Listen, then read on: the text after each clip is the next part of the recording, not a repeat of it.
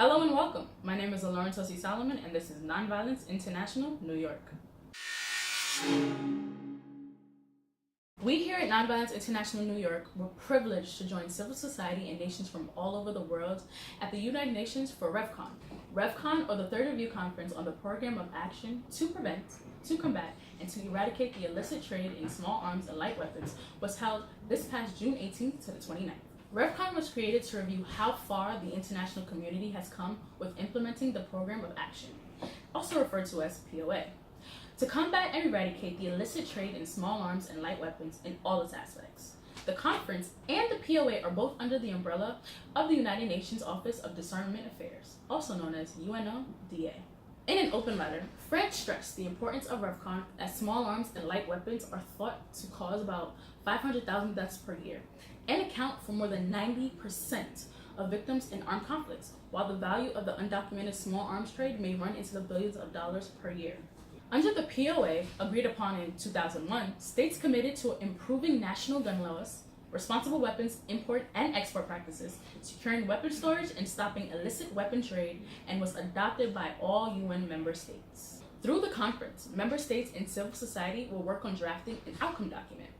The outcome document summarizes the results of negotiations pertaining to the interpretation, implementation, and updating of the POA SALW that occurred during the particular conference, in this case, RevCon 3. The negotiations on the outcome document began before the conference even started. The president of RevCon and his staff produce a draft and pass it around to the member states, civil society, and other stakeholders for comments. And based on those comments and the negotiations occurring during actual sessions and the negotiations outside formal procedures, will he then produce a subsequent draft. This draft will then go through the same review process with the goal that by the end of the conference, the president of RevCon will be able to put forward a final draft that the member states will then accept unanimously by consensus. While member states are expected to enact policies at the national level to fight small arms trafficking, the POA also calls for cooperation between the member states to aid each other to achieve the prescribed goals.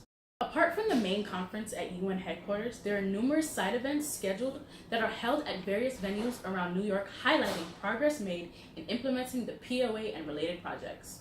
These events are organized by member state missions to the UN and NGOs. Side events usually revolve around specific topics. For example, Germany hosted a side event in collaboration with the African Union, the ECOWAS, and the Bonn International Centre of Conversion called How the African Union and the African regional organizations led the way in silencing guns. At the end of these 2 productive weeks, many core issues have been discussed and new goals and expectations are set for implementation of the POA until 2024. If you would like to read more about RevCon, you can click the links below, and we will provide you with more information about the final document when it's been updated. This has been Lauren Tosi Solomon, and as always, stay safe, stay tuned, see you next week.